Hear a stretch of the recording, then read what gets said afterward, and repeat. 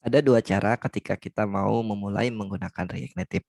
Cara yang pertama yaitu jika kita baru di dunia mobile development, cara termudah untuk memulai React Native ini dengan menggunakan Expo CLI. Apa itu Expo? Expo adalah sekumpulan tools atau juga bisa dibilang sebagai sebuah framework yang dibangun di atas React Native. Fungsinya apa? Fungsinya adalah untuk mempermudah kita dalam membangun sebuah aplikasi menggunakan React Native. Kenapa? Karena ada banyak banget fitur-fitur atau SDK-SDK yang udah disediakan oleh si Expo. Nah, kalau teman-teman penasaran fitur atau SDK apa aja yang udah disediakan oleh si Expo, teman-teman bisa pergi ke website dokumentasi dari Expo-nya di docs.expo.io. Lalu teman-teman masuk ke bagian API reference. Nah, di mana di sini ada banyak banget SDK atau library-library yang sudah disediakan oleh si Expo. Misalnya ketika kita mau membuat sebuah aplikasi yang membutuhkan akses kamera, kita bisa menggunakan Expo Kamera. Atau contoh lainnya misalnya ketika kita mau membuat sebuah aplikasi yang membutuhkan akses sensor pada handphonenya, kita bisa menggunakan Expo Sensor. Dan masih banyak lagi SDK atau library lainnya yang bisa kita gunakan di sini. Nah, selain Expo ini menyediakan library atau SDK yang bisa kita gunakan, Expo juga memiliki beberapa keterbatasan.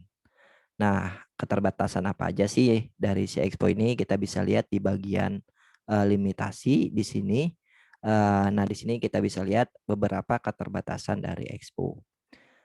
Salah satunya yaitu tidak semua API dari iOS dan juga Android tersedia pada Expo. Jadi sekali lagi tidak semua fitur-fitur yang ada di Android ataupun iOS itu tersedia di Expo. Jadi Expo punya keterbatasan. Lalu limitasi yang lainnya adalah Expo tidak support background code execution. Jadi aplikasi yang kita bangun menggunakan Expo tidak bisa berjalan di background. Oke, terus keterbatasan lainnya adalah dengan menggunakan Expo nantinya aplikasi kita, size daripada aplikasi kita akan menjadi lebih besar. Kenapa? Karena di sini dijelasin bahwa Expo ini sudah menginkludkan beberapa API yang dipakai atau tidak dipakai dia sudah ada di dalam project-nya. Itu makanya size-nya akan menjadi lebih besar.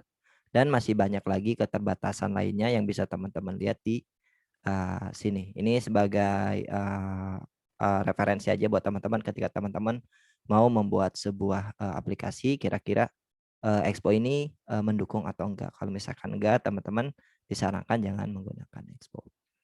Nah, mungkin itu sekilas tentang si Expo. Tadi kita sudah lihat beberapa fitur atau SDK yang udah disediakan dan juga beberapa limitasi dari si Expo-nya.